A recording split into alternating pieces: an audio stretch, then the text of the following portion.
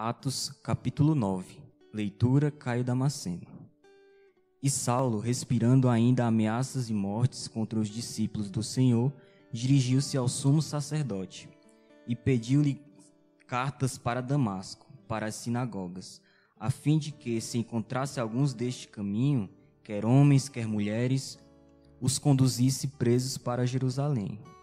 E indo no caminho, aconteceu que, chegando perto de Damasco, subitamente o cercou um resplendor de luz do céu, e caindo em terra, ouviu uma voz que lhe dizia: Saulo, Saulo, por que me persegues?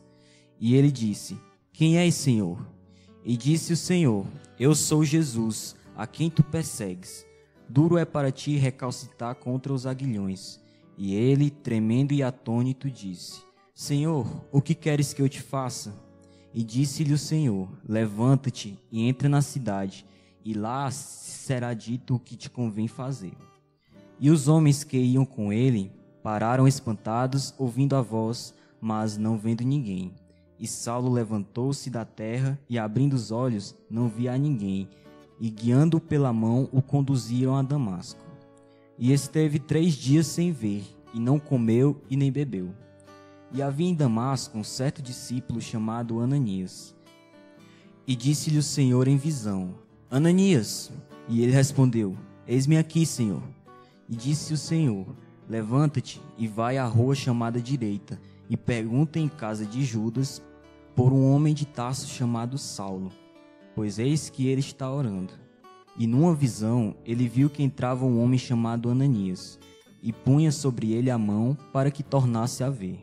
E respondeu Ananias: Senhor, há muitos ouvi acerca desse homem, quantos males tem feito aos teus santos em Jerusalém. E aqui tem poder dos principais dos sacerdotes para prender a todos os que invocam o teu nome. Disse-lhe, porém, o Senhor: Vai, porque é para mim um vaso escolhido, para levar o meu nome diante dos gentios, e dos reis, e dos filhos de Israel. E eu lhe mostrarei quando deve padecer pelo meu nome. E Ananias foi e entrou na casa, e impondo-lhe as mãos, disse: Irmão Saulo, o Senhor Jesus, que te apareceu no caminho por onde vinhas, me enviou para que te tornes a ver e sejas cheio do Espírito Santo. E logo caíram dos olhos como que umas escamas, e recuperou a vista. E levantando-se, foi batizado. E tendo comido, ficou confortado. E esteve Saulo alguns dias com os discípulos que estavam em Damasco.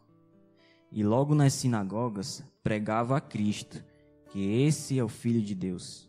E todos os que o ouviam estavam atônitos e diziam: Não é esse o que em Jerusalém perseguiam os que o invocavam este nome? E para isso veio aqui, para levar os presos aos principais dos sacerdotes?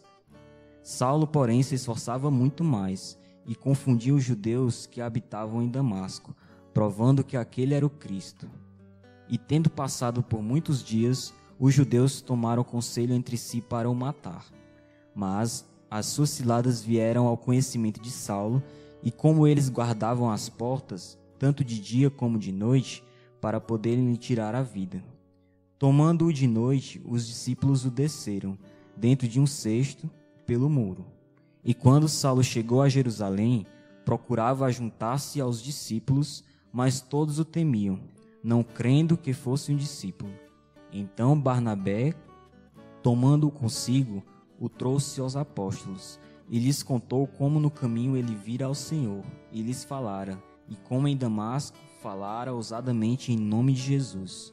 E andava com eles em Jerusalém, entrando e saindo, e falava ousadamente no nome do Senhor Jesus. Falava e disputava também contra os gregos, mas eles procuravam matá-lo. Sabendo, porém, os irmãos, o acompanharam até Cesareia e o enviaram a Tarso. Assim, pois, as igrejas em toda a Judéia e Galiléia e Samaria tinham paz, e eram edificadas e se multiplicavam, andando no temor do Senhor e consolação do Espírito Santo. E aconteceu que, passando Pedro por toda parte, veio também aos santos que habitavam em Lida, e achou ali um certo homem chamado Enéas, jazendo numa cama havia 8 anos, o qual era paralítico. E disse-lhe Pedro: Enéias, Jesus Cristo te dá saúde, levanta-te e faze a tua cama. E logo se levantou. E viram-no todos os que habitavam em Lida e Sarona, os quais se converteram ao Senhor. E havia em Jope uma discípula chamada Tabita, que traduzindo se diz Dorcas. Estava cheia de boas obras e esmolas que fazia. E aconteceu naqueles dias que, enfermando ela, morreu, e tendo-a lavado, a depositaram no quarto alto. E como Lida era perto de Jope, ouvindo os discípulos que Pedro estava ali, lhe mandaram 2 homens, rogando-lhe que não demorasse em vir ter com eles. E levantando-se Pedro, foi com eles. E quando chegou, o levaram ao quarto alto, e todas as viúvas o rodearam, chorando e mostrando as túnicas e roupas que Dorcas fizera quando estava com elas. Mas Pedro, fazendo sair a todos, pôs-se de joelhos e orou. E voltando-se para o corpo, disse: Tabita, levanta-te. E ela abriu os olhos e, vendo a Pedro, assentou-se. E ele, dando-lhe a mão, a levantou e, chamando os santos e as viúvas, apresentou-la viva.